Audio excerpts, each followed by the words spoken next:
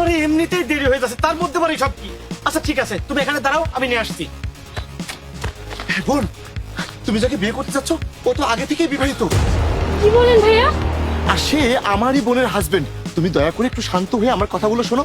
আর ওই যে ছেলেটা ওড়না নিয়ে গেল না, ওকে আমি পাঠিয়েছি। কি একটা বাচ্চা ছেলেকে পাঠিয়ে আমার ওড়না নিয়ে গেছেন? আর এসব কি বলছেন আপনি? আসলে বোন, তুমি যাকে বিয়ে করতে যাচ্ছ ও আমার বোনের হাজবেন্ড। কি?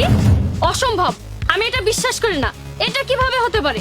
দেখো বোন, আমি তোমাকে বানিয়ে বানিয়ে কোনো মিথ্যা কথা বলছি না, যেটা সত্য আমি তোমাকে সেটাই বলছি।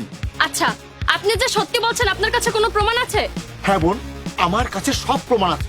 এক মিনিট,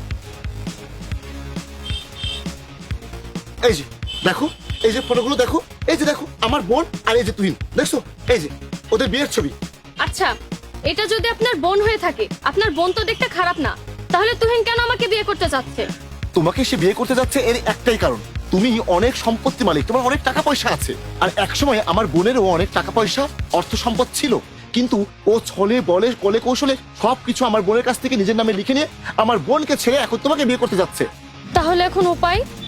শোনো বোন, আমার কাছে একটা উপায় আছে।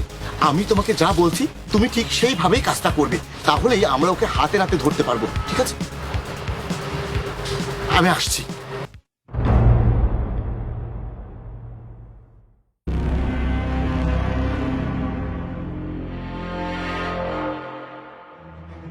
আরে তুই ভাবিস না তো, আগে একবার বিয়েটা হতে দে, আর একবার ও সব সম্পত্তি আমার নামে করে নিতে দে। তারপর দেখ, আগেরটাকে যেমন বোকা বানিয়ে রেখেছি, একেও বোকা বানিয়ে রাখবো।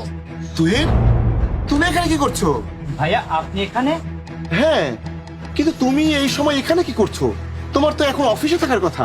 ভাইয়া, আপনার বোনের জন্য কিছু জিনিস আনতে যাচ্ছি। আপনার বোন অনেক বায়না করে, আর আপনি তো জানেনই।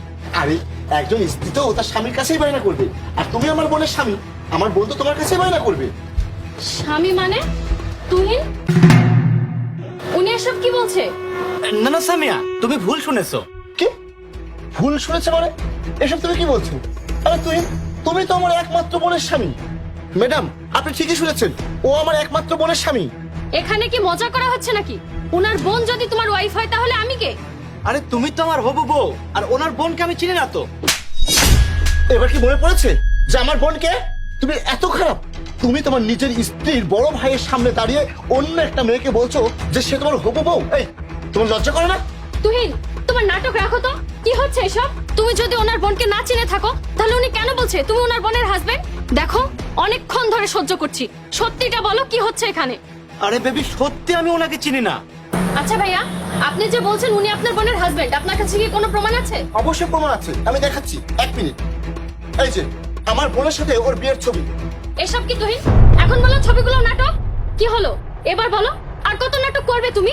এখন না তোমার প্রতি আমার ঘৃণা লাগছে, যে তোমার মতো একটা মানুষকে বিশ্বাস করে আমি এত বড় ঝুঁকি নিচ্ছিলাম। আমি তোমার মতো একটা মানুষকে বিয়ে করতে যাচ্ছিলাম?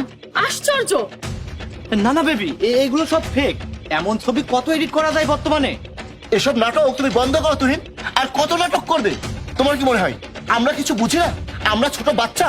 আমি না এই বিষয়টা আগে জেনে ফেলেছিলাম, এই জন্য তোমার কাছে প্রমাণ সহ ধরার জন্য আমরা এই নাটকটা করেছি। থ্যাঙ্কস গড, আগে থেকে আমি বিষয়টা বুঝতে পেরেছিলাম, না হলে যে আমার লাইফের সাথে কি হতো কে জানে। তোমার কাছে আমার ফোন আছে, বের করো। আমার টাকার ফোন নিয়ে তুমি ফুটানি করবে? থ্যাংক ইউ ভাইয়া এই বিষয়টা আমাকে জানানোর জন্য। আপনি যদি আজকে আমাকে না বলতেন, তাহলে হয়তো ওকে বিয়ের পরে আমার জীবনটা জাহান্নাম বানিয়ে ফেলতো। না জানি এই শয়তানটা আমার সাথে কি না কি করতো, কি বা করতো। হয়তো আমার থেকে সব টাকা পয়সা নিয়ে আমাকে ফুটপথে নামিয়ে দিত। এই নিন ভাইয়া আপনার ফোন। ভাইয়া, এগুলো ভুলে যান, ও তো চলে গিয়েছে। এখন থেকে আমি আবার আপনার বোনের সাথে সুখে সংসার করব। তোর লজ্জা করে না? তুই আবার এই কথা বলছিস? আমি এসব কিছু জানার পরেও আমার বোনকে তোর সাথে সংসার করতে দেবো? সেটা তুই ভুলে যা, বুঝতে পেরেছিস? আর আমার বাড়ির আঙিনায় যেন তোকে আর কখনো না দেখি, দেখলে তোর টেংরি ভেঙে দেবো।